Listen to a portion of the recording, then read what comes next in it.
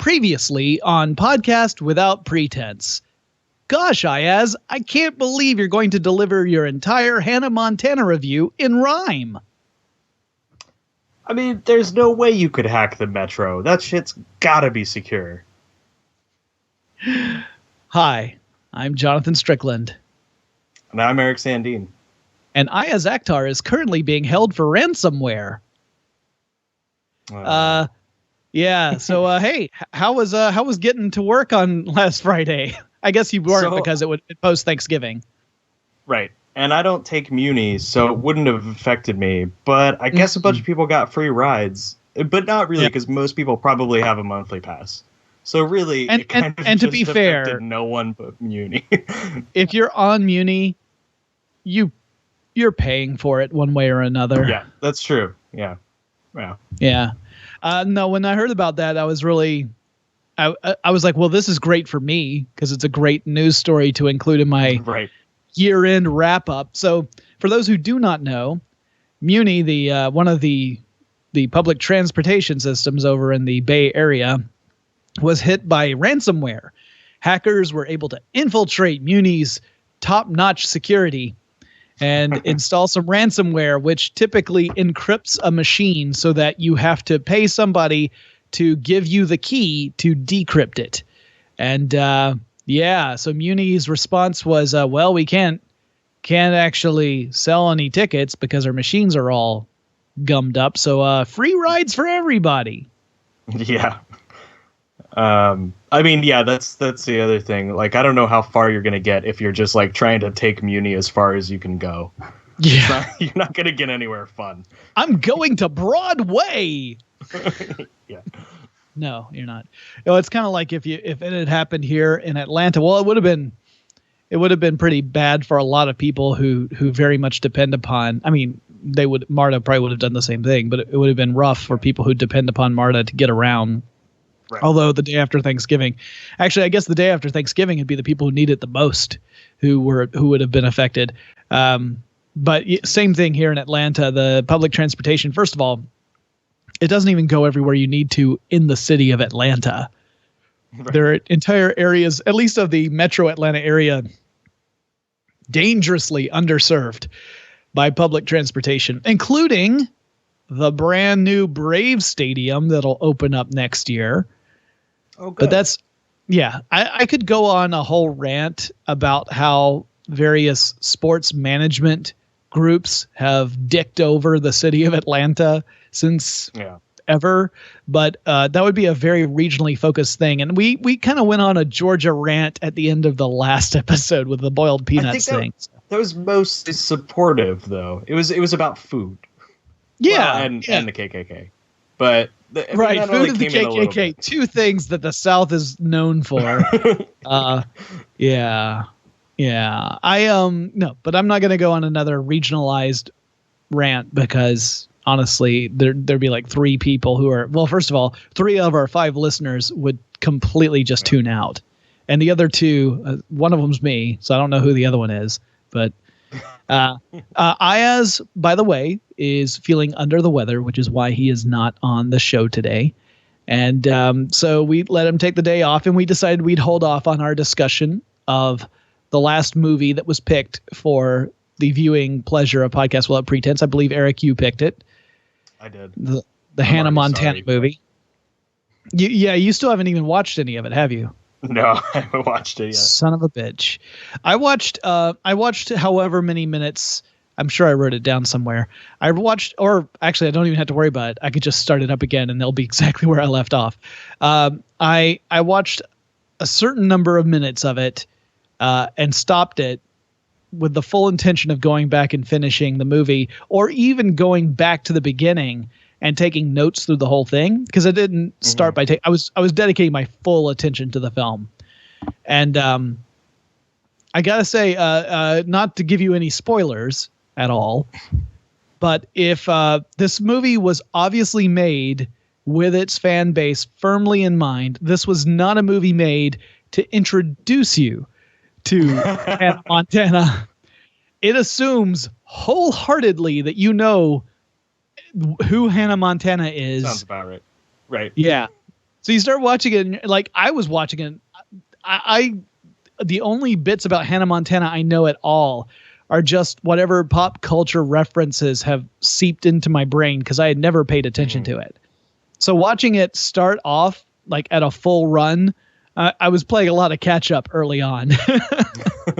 So, not that it's a super deep movie and it's going to lose you or anything, but it definitely, yeah. But is a good pick, Eric, in the sense that it's a terrible pick, Eric. Great. I'm happy to hear it. So how was your holiday? What did you guys do? Mine was good. So we do the thing, I'm a married man, and my wife and I do the thing where every year we'll go to do Thanksgiving at one family and we do Christmas with the other family. And then the next year we swap. So this year it was Thanksgiving with Becca's family, which includes her brother and her mother and her brother's girlfriend. So we went up to Pennsylvania, rural Pennsylvania, for Thanksgiving. Her brother has a turkey fryer, like a electric turkey fryer. So it's actually really safe. It's not fancy. An open flame or anything. He does, however, make sure that he puts it out on their back deck when he doesn't cook it in the kitchen because it generates a lot of oily steam. Yeah. So you don't want that oily residue on everything. So he goes outside and does it. So I usually stand out there with him and we talk about whatever and wait for the turkey to fry up. And it fried up in 52 minutes. I mean, it's super fast compared to roasting it. And came out perfect. And then they made me carve the turkey because 2 years ago I carved it using Alton Brown's method of carving a turkey. And they were convinced I was a wizard. So they made me do it again. So I am the official turkey carver at Thanksgiving now. I've done it for my family once too. And it's not that I'm particularly good at it. I just know the general routine and I can follow it pretty well. And it gets like every scrap of meat off of the turkey carcass. So, but Alton Brown's method of carving a turkey, highly recommended. There's a video, you can watch it. It's very easy to follow. So, what about you? How was your holiday? So I went in California, apparently Dungeness crabs are a thing that you can get. Crab season starts like now. So you can get them for Thanksgiving, and people do that. I didn't know that. That's weird. I'm from the East Coast. So we bought a bunch of crabs. But you're from the East Coast where crabs are popular. Crabs are a popular food on the East Coast. So for you, it's like, hey, it's a little bit of home, but at a time of year you normally wouldn't associate with getting crabs. Right. Also, this is the reason like 10 times the size because they're a pound and a half a piece. Yeah. But it was funny because we went to pick them up and I was like, we should get there as late as the store closes because you're supposed to keep them alive and then hopefully cook them the day of. And I like talked to the dude and I was like, and I had an aerator for the cooler and everything. I talked to the guy and I was like, so do you think I could keep them alive till tomorrow?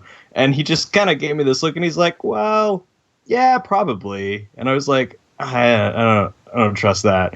And then one of the other women behind the counter was like, I would cook them tonight and then just re-steam them for a minute tomorrow morning. And I was like, you said that with confidence. I'm going to do what you said. Because the problem is like, if once they start dying, one of them dies and then they will all die in the tank. So like, you have to just keep checking. Solidarity. Yeah, so like it could have gotten to the point where like I check sometime around 10 p.m. and go, oh shit, and then I have to fire up a giant boiler to kill all these crabs and steam them and then pack them and whatever. So yeah, I like re-steamed them. Worked out well. I bought like a giant crab pot, which of course there's no place for in my house because I live in the Bay Area. So I'm not clear what to do with that yet, other than pretty much steam everything for like the next couple years that I eat, just so I can make use of it. I understand. So last year, I bought an enormous stock pot, like ridiculously huge stock pot, because I knew I was going to take a turkey carcass home after Thanksgiving.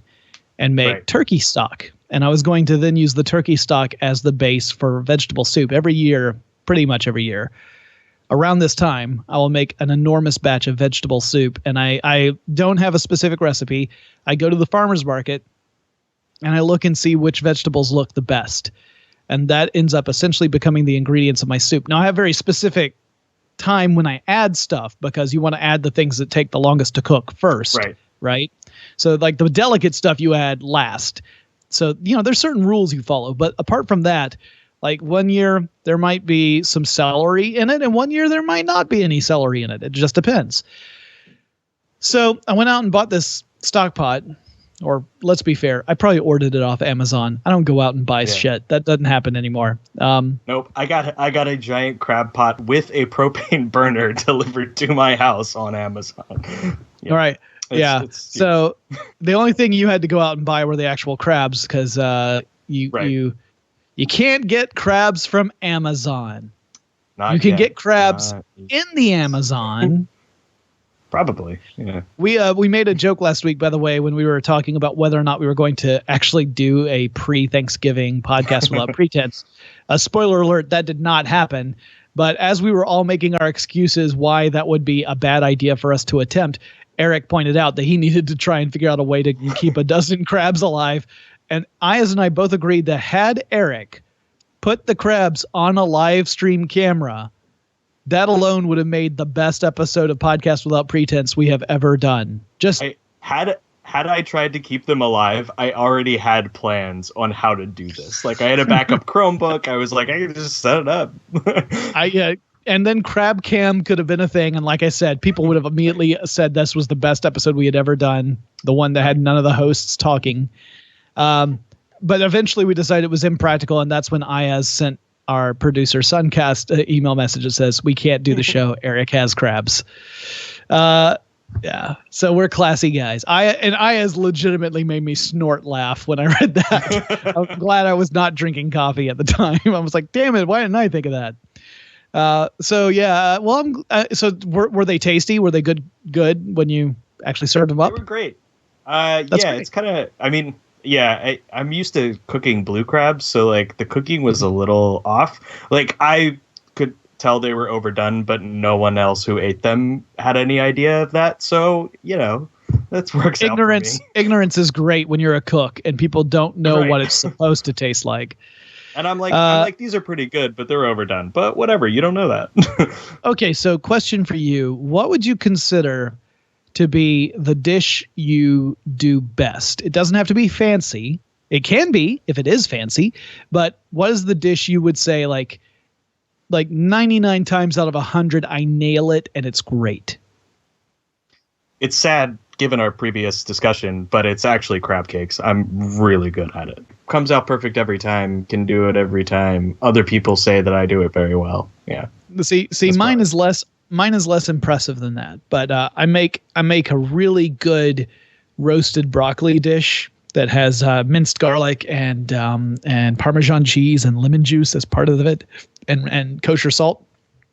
And it comes out great. It's really easy to do. You just toss the broccoli in some olive oil. You put it on a baking sheet. One layer. You don't want to have two layers. One layer. Sure. You put some minced garlic on top of that broccoli, and you sprinkle it with kosher salt. I recommend. And then on top of that, you then put shredded Parmesan cheese. And you stick it in an oven that's at 425 degrees for about 10 minutes. And then you give it a good shake. And then you put it in the oven for another 10 minutes or so. And you take it out. And then, this is the important part, you sprinkle some lemon juice on top of it. And then serve immediately. It's delicious. You can actually do a lot of different vegetables that way. I've done Brussels sprouts. I've done asparagus. But broccoli seems to be the best for it. Because you get a little bit of char on the broccoli, and so there's a little bit of crunch there. I love it. It's a very simple dish, but the first time I made it, it was one of those rare moments where everything I tried, the very first time I made the broccoli dish, everything I tried, it was the first time I'd ever tried doing it, like cooking with stuff, various ingredients, first time. and everything came out perfectly. And I'm like, this never happens. Like, even when I cook with stuff that I'm familiar with, usually, it might be like, oh, this came out really great. That one's all right. Like, it's just varying degrees, but everything came out perfectly. And I'm like, I'll never repeat that. This won't happen again. Yeah. No, I knew immediately that was just a brilliant moment that will be lost to history now. I don't even remember what the other dishes are, to tell you the truth. The broccoli one was the easiest to repeat. So I will say that have you ever used like a service like Blue Apron? Have you ever used them? Yeah, we used Sunbasket for a long time. Okay. Which is like pretty much the same thing. Blue Apron sponsored one of my shows, so they sent me a sample package, and one of the things they had me make were Asian-inspired chicken burgers, and it came out amazing. Like, I had Blue Apron once before, and I was like, oh, it's all right, it's pretty good. Like, all the ingredients are there. It's incredibly convenient. But I was like, yeah, I probably wouldn't, if I had ordered this at a restaurant, I probably wouldn't think enough of it to order it again. This time when I got the Asian chicken burgers, I was like, I would, if I had a restaurant that served these, I would be going there all of the times. We did. So we did Sunbasket for a while. Same basic concept. The reason we liked it was you could have a more narrow focus to the kinds of meals you wanted. So you could be like, I just want only vegetarian stuff, or like only paleo stuff, or whatever. And yeah, only Soylent. Yeah, only Soylent. Just send me Soylent. But we used it for like, I don't know, 6 months, and then we got to the point where like we would forget to like pause it when we were out of town, so we'd end up with like 3 extra meals, and then the next one would come, and we'd have 3 more extra meals. Or like we'd have 2, and one of them would be fish, and we didn't eat the fish, and that carried over into next week, and now we can't eat the fish. And the problem is like it makes kind of sense for the price sometimes if you eat all of them. But if you throw one of them away, you are now wasting way too much money on food. Yes. But yeah, no, I mean, yeah, it's like if you go grocery shopping and you overdo it. And you realize, holy shit, I bought way too much produce, and now some of this is gonna go bad before I have a chance to eat it. And you're just throwing money away. That's the biggest problem I would have going to farmers markets. There's a farmers market that's just outside of our normal ranging area. Like, it's just far enough to be inconvenient, not terrible, but far enough where you're like, if you just want to do some shopping, you don't want to go out quite that far. And it's also crazy busy, especially on weekends. You do not want to go there. It is a madhouse, and it is just, imagine an enormous warehouse. I mean, this isn't a huge indoor farmers market, but a huge warehouse jam-packed with people and buggies all going every which way. It is a nightmare, and I've lived that nightmare several times. But it is an amazing farmers market, and you get all sorts of stuff, produce from everywhere. You can, there's usually 4 or 5 different sources for each particular vegetable. So you're like, I don't want to buy these from Mexico. I'm going to buy these from, California or something. You can totally do that, which is cool. And it's super cheap. Like, the farmers market prices are so much lower than the grocery store prices. So the temptation is there to stock up. But if you're not going to do something, you like come home and you're like, man, we're going to be eating so well for weeks. And then you're like, oh, wait, food goes bad. God, I shouldn't have bought 10 pounds of kale. That was too much. 10 pounds of kale is 9.5 pounds too much kale. No, we if I'm making a soup, it's usually okay, because I'll make a huge batch of that vegetable soup I do every year, and then we freeze it. So we'll have keep about maybe a quarter of it to eat for the next couple of days. It's particularly good the day after because it allows the flavors to meld. And then we freeze everything else, and you can just have it whenever you want. The last batch I made, I was disappointed in because I used that turkey stock, and it wasn't. I should always stick with a tomato base rather than stock base for that soup. I think tomato holds up better. So, but because the last batch I made, I was like, it's not bad, but it's not terribly flavorful. Like, I feel like I'm eating something healthy, but I'm not enjoying it. Mm-hmm. Well, do you have? Have we convinced you yet to trek out to the desert in early January? No, you son of a bitch, man. We could have done a live show in person. I can look at flights. I don't know. Actually, I probably have points to do it. It's just whether or not. Yeah, I don't know. I might have a free flight to do it. Sadly, the Sahara no longer exists, so you can't stay at the Sahara. It's true. That's true. I'll have to find some other cheap hotel. I'll be in a hotel on the south end of the Strip, and I'm not going to say which hotel it is, other than it's a Big Apple. Well, that leaves a lot up to question, but yeah, clearly the Venetian. It's the Venetian, the Big Apple of the Strip. Yeah, the Big Apple of the Strip. Yeah, I'm gonna be there, and we just talked about flights and stuff today, so I've got general plans. Actually, I think I've made a good plan of attack for CES this year. What is this year about? I don't even know what this year's about. The trends haven't really been emerging yet, but I would imagine we're going to hear. There's going to be stuff that we just have heard multiple times over the last couple of years. So Internet of Things, AI, those are going to be the big ones. I think those will be the two really big ones. Others will just continue. I mean, I have no idea what big trends are going to be in TV unless they're just pushing HDR harder. Yeah. Right. Or they're pushing new UIs in smart TVs. Maybe. I don't know for sure. I want my TV to become a dumber box, actually. I want it to be a monitor at this point. I wouldn't mind a television that essentially had Chromecast built into it.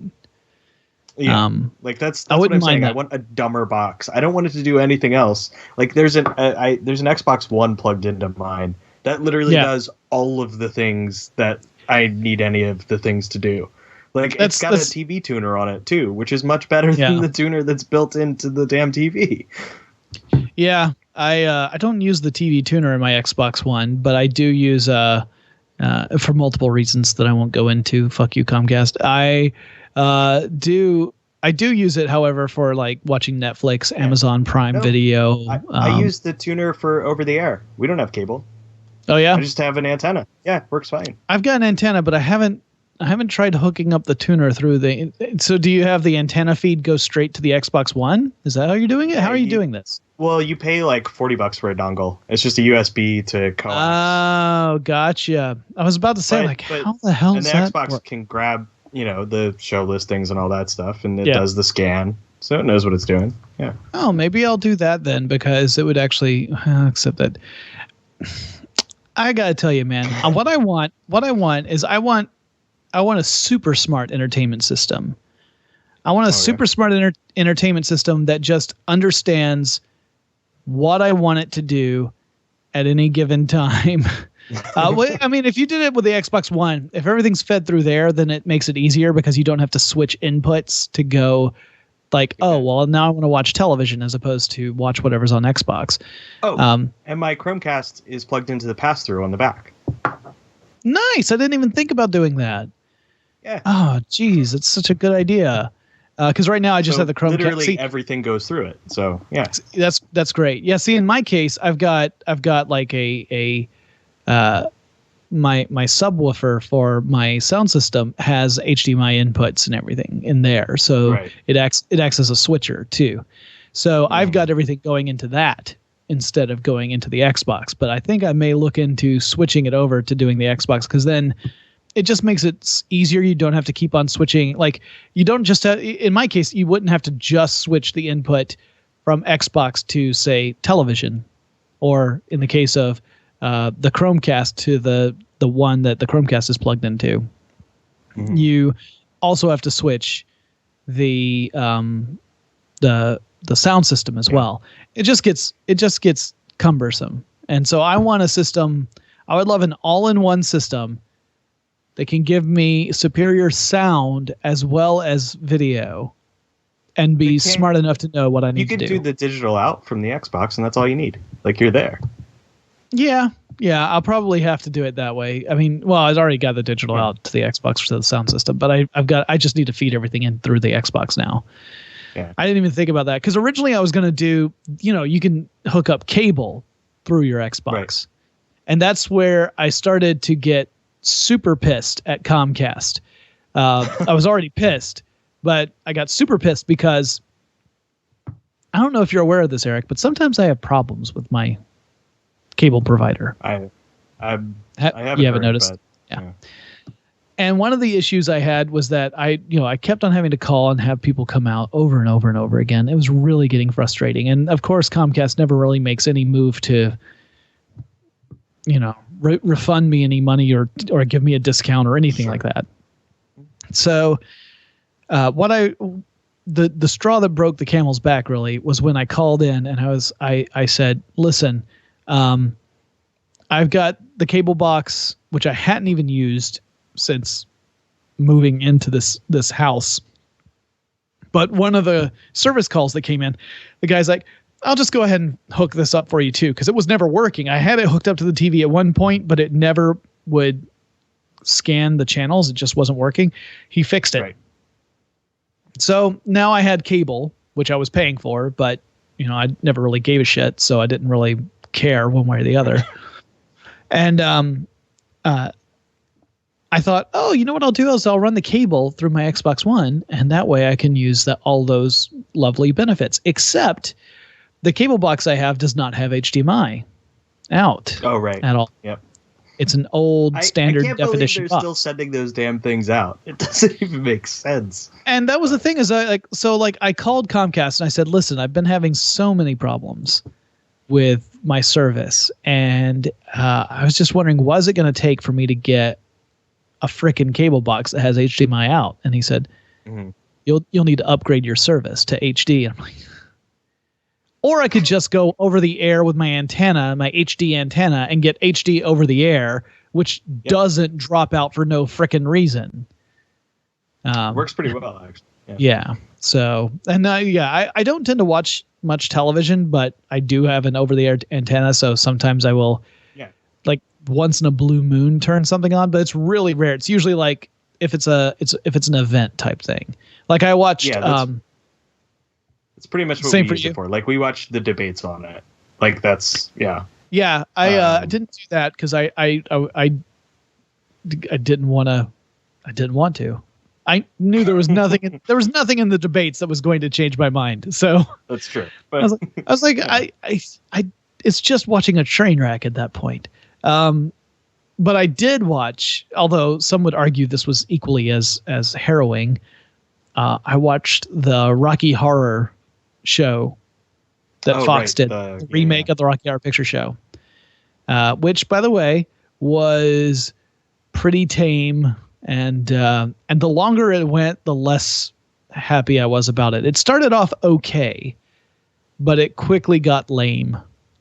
So yeah, I'm hopeful for Hairspray Live. I love musicals, hopeful, but it's got most of the cast from the original Broadway run, so, or at least some of the cast from the original Broadway run. But I it's one of those shows. I want to see more Broadway shows without having to pay $1,000 a ticket, plus flights, plus hotel. So, yeah. I mean, not everyone's into it. I have made a pact not to choose a musical for our next movie once we are done with Hannah Montana. I'm fine with musicals. Ayaz is the one that's not down, it seems. If I can find a foreign musical where not only is it a musical but we have to read subtitles, I think Ayaz will quit the show. It'll be The Acrobats, the musical. He'll be like, fuck it, I'm done. Yeah. I don't think I'll be able to do that. There were a few I have to check with my wife. She sent me an email of movies that she suggested we look for Podcasts Without Pretense, and they all look terrible. There was something I saw on Amazon Prime that looked really bad. I'll have to see if I can find that again. But it looked like one of those terrible like exploitation style movies. Mm-hmm. And I thought, well, this could be fun to talk about, but it would be one that Ayaz would have to watch without, his kid around. Yeah, that's true. No, and you wouldn't be able to watch it like on public transportation. Yeah. Worse things happen in the Bay Area. Have you guys? So I know that San Francisco has had some interesting reactions post-election. Have you guys been affected at all by any protests or anything like that? Whether it's just screwing up your commute or something? No, actually, not really. We've seen a lot of them. Either just happening to be there or actually just like going there. But wow. Yeah, because I don't go. A lot of them are like in the Mission, which isn't going to affect anyone's commute really. Sure. And I guess they had a couple in Oakland, but they were like later on. So I mean, it hasn't. None of them have actually directly like screwed up a commute or anything. But yeah. I had one earlier this week that would have screwed up my commute had I been in the office that day, but I was working from home, or at least potentially made it a little more interesting to get home. I walk, so it's not as big a deal for me. Like, right. If a road gets shut down, but the road that got shut down is Ponce de Leon Road. That's how we say it here in Atlanta, Ponce de Leon. And Ponce de Leon is a pretty major thoroughfare in Atlanta. I said I wasn't going to get regional on this, but now I am. Yeah, there you go. Anyway, it passes right in front of the building that my office is in. So apparently, yesterday, there was a big march protest that went down Ponce de Leon and shut down that road. And it was about the minimum wage. Georgia is one of the states that has one of the lowest minimum wages of state minimum wages in the U.S. In fact, I think Georgia is tied for the lowest with like Wisconsin or something. Don't quote me on that. I could be totally wrong about the other state, but I know it's one of the lowest. And so there was a big protest, but I was working from home, so I was blissfully ignorant of it until I came to work today. And today we had tornado warnings. An actual tornado touched down. Yeah, it was weird. I was sitting down, I was working. My phone starts going crazy.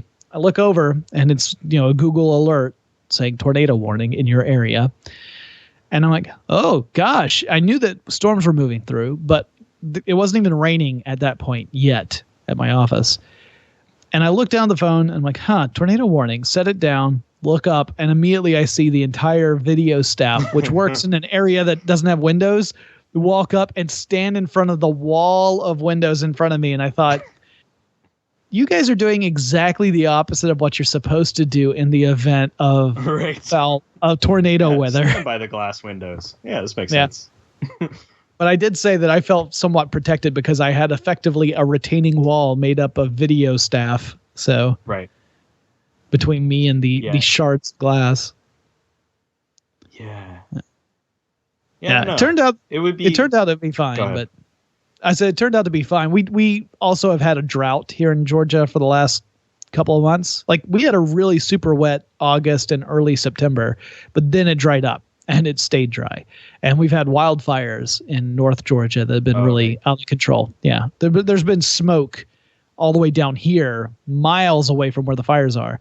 Although we haven't had any for the last few days. But that rain certainly was something we were hoping for, but maybe not all at once. Yeah. No. But yeah, it was kind of funny to see like the entire group just come around. Like clearly everyone had that alert go off on their phone simultaneously. So yeah, pretty much. It is weird standing in those areas when those alerts go out too. I had that happen once, and I think it was like an Amber Alert or something, and you just see like 30 people all like pick out their phone and look at it, and I'm like, well, it's effective apparently. Yeah, it's clearly not a text message. Yeah, right. I actually got an Amber Alert just before we started. My phone went off and I thought it was someone calling me, but it turned out to be one of those. So I got both a weather alert and an Amber Alert today. It has not been a great day out there in Georgia land. Yeah. But yeah, it's we're hopeful that the next messages I receive on my phone are positive ones. I would also like, to have a nice strong internet connection for once in my life. It would be great if somebody just randomly who had control over the alert system just sent everyone in San Francisco a message. Hey guys, have a nice day. Yeah, things are gonna be fine. Yeah. Yeah. In other news, just before we started this, I installed Google Home. I got a Google Home over Black Friday. I got the Black Friday deal for Google Home, which went for $100. So I bought it. I was like, all right, I'm taking the plunge. And I also am getting 3 Nest thermostats soon. And because what's that? 3 of them going super high. Yeah. I've got three thermostats in the house, and so just to keep it kind of all uniform, so for resale value partly, we wanted to go ahead and make it the same throughout. So I've got one on each floor of my house, not including the rooftop deck because it wouldn't work. So what I wonder here is, let me explain to you where my thermostat is. There's a heater here. Like, let's say this is the edge of the heater. Yeah. Here's the thermostat. So you turn on the heat. This is real distance here. Yeah. Right. You turn on the heat and it immediately is like, oh, it's warm enough. Yep. Pretty much. The thermostat must be set to about 90 degrees before the rest of the house is heated. Yeah. Wow. Poor planning. Yeah. We luckily don't have any of our thermostats close. The biggest problem I have is the one that's out in the hall just outside of this room. So the room I'm in right now, this is in the bottom floor of my house. So it tends to be the coolest, obviously, your bottom floor. So makes sense. Cold air is denser and the warm air floats above. So it tends to be the coolest area of the house. And the thermostat's in the hall just outside, but the vent is in this room. So if that door is closed, if that door is closed and I turn on the heat, it gets boiling hot in here. Like rapidly, and then that is the problem. Yeah, we have the opposite problem in our office, which is the thermostat is in one of the closed door offices. So if that door gets closed, the thermostat starts heating up, and eventually the rest of the office has to be cooled down because it's 65 in this one room. So cool everybody else down. Yeah, it's I don't get how HVAC systems are so poorly designed. Yeah, I wish that the thermostat was actually in this room instead of in the hallway. That would make life so much better because this is the only room on this floor. There's this office and there's this office and a bathroom, and then there's a little hallway that goes. There's the front door. You open the front door, you are in the downstairs hallway. Off to the left is this room right here. Yeah. Straight ahead are the stairs up to the living room, and just to the left of the stairs, also straight ahead of you. So like, think of a fork. On one side you have the stairs, and on the other side there's the door that goes into the garage. That's it. There are no other rooms in this. So it would make way more sense to have the thermostat in this room, where you could set it and it would shut off when it got to the right temperature. But instead it's in the hallway. So anyway, we're getting 3 Nests. We're gonna hook those up, and the reason I got 3 also, it's not like I'm made of money, but there was a huge deal on Black Friday that I was able to take advantage of. One was through my power company, where my electrical company. Yeah, so they had a thing where you could sign up for a power saver kind of account where you take a specific approach trying to not use as much power during peak hours as possible, and in return you get discounts. and you also get one Nest thermostat. And then on Black Friday, they were also selling Nest thermostats for $100 a piece. So for $200, I got 3 Nest thermostats. Yeah. So I was like, they're typically $240 a piece. So technically, I got 3 for less than the price of one. Yeah. And combining that with the Google Home will be nice because I'll be able to control the temperatures of the various floors just through voice, which is neat. Just by yelling at it. Yeah. Yeah. I demonstrated it. Can you just yell it's too hot?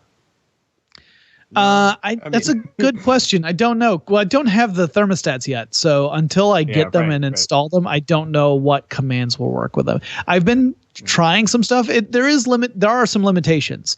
Like some things, it can recognize very quickly and then find you basic information and return it. Most of the time, it's relevant information. Sometimes it's not. Like I've found different questions to ask, and some of the answers are not so great. Like I out of curiosity, I know the answer.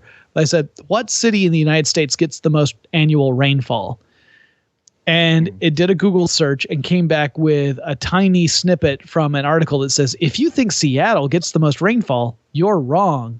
But it didn't say what city does get the most rainfall. That was the end of the snippet. That's great. There was a little bit more to it, but it still wasn't the right answer.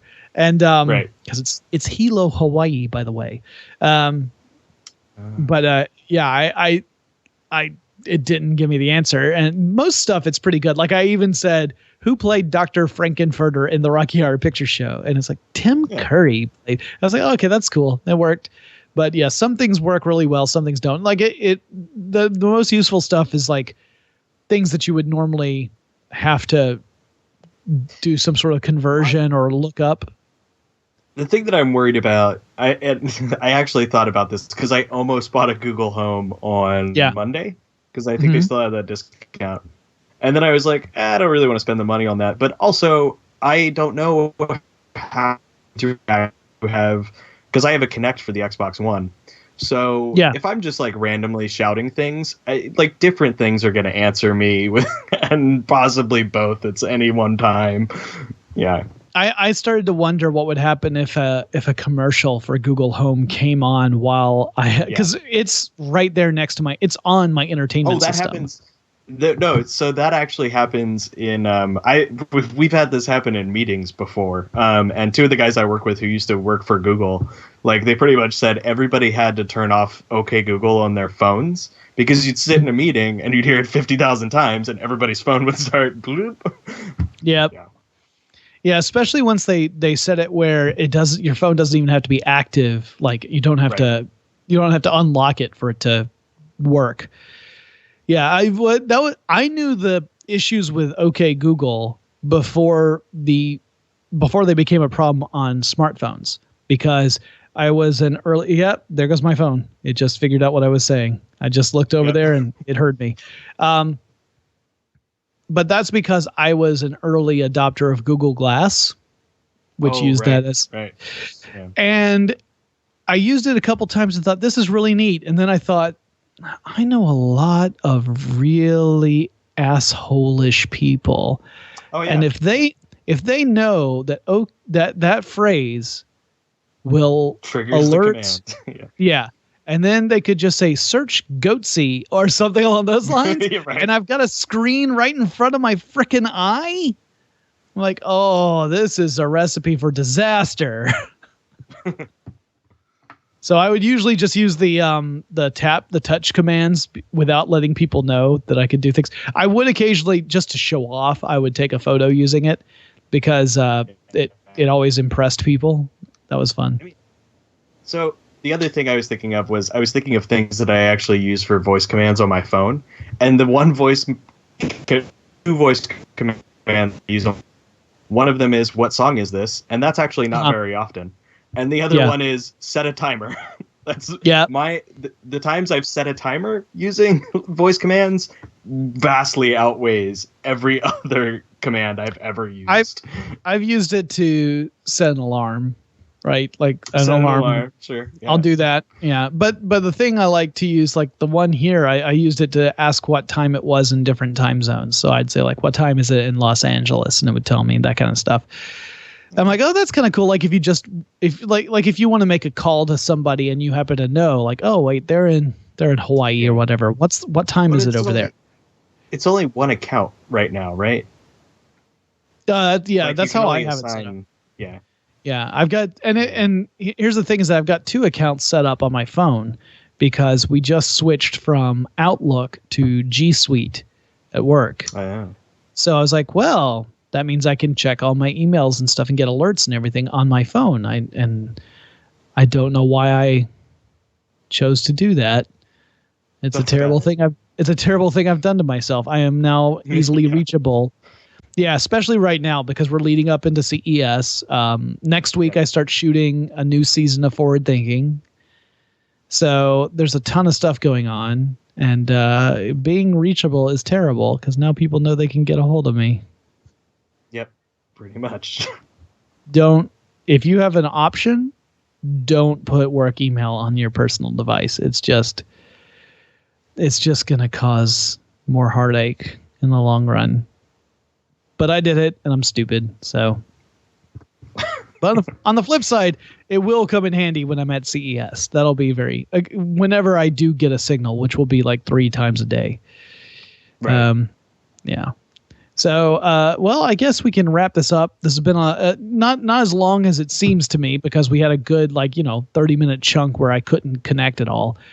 But hopefully in our next episode, Ayaz will rejoin us and we can have our deep discussion about Hannah Montana. Yep. And really dive into what makes her tick, and have a discussion about the embarrassing shoe shopping sequence that you guys have not yet seen. It's something. Amazing. It's something. All right, so I guess we'll peer into the future. So let's find out what happens next time on Podcast Without Pretense. Gosh, Ayaz, you're going to do your whole Hannah Montana review in interpretive dance? I mean, it was pretty cool that you recorded an entire trip to the flea market, but really arguing with that old man for 30 minutes was probably not good to film.